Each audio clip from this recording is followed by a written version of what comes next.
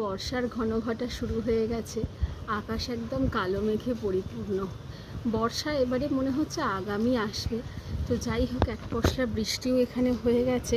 আর এখানে দেখো সারমেয়গুলোও একেবারে ভিজে টিজে যা পারছে রাস্তার ধারে তাই খাচ্ছে। তো যাই হোক, আজকে যেহেতু এখন স্কুল টুলগুলো বন্ধ, যার জন্য মানুষের আনাগোনাটাও এই রাস্তাটা দিয়ে কম্প্যারেটিভলি অনেকটাই কম।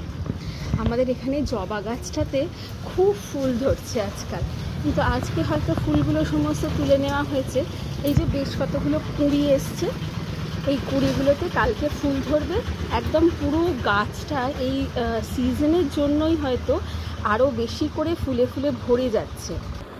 এখন বাজে দুপুর 1:15। আমার এখনও স্নান হয়নি, কিন্তু ঋদ্ধির চান হয়ে গেছে।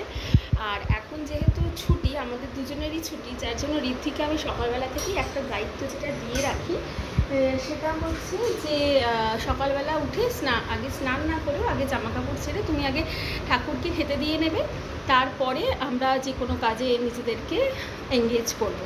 তো আমার স্নান হয়নি, ঋদ্ধি স্নান হয়ে গেছে। আর এই যে বৃষ্টি পড়ছে, বেশ ঠান্ডা ঠান্ডা একটা ওয়েদার। এই দেখো এখানে কি নিয়ে বসেছিস? হ্যাঁ, অ্যানা। অ্যানা ওখানে অনেকক্ষণ ধরে দাঁড়িয়েছিল, এখন অ্যানা তোর কাছে এসেছে। অ্যানার পাগুলো দেখি। বাবা, এই ধরনের জুতো তুই কোনোদিন পরেছিস? দেখ। আর এখানে যে এরা বসে আছে, এরা কি করছে এখানে বসে বসে? ফ্যামিলি টাইম কাটাচ্ছে। সবাইকে একটু পরিচয় করিয়ে দে,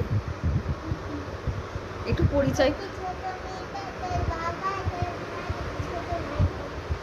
আর অ্যানা?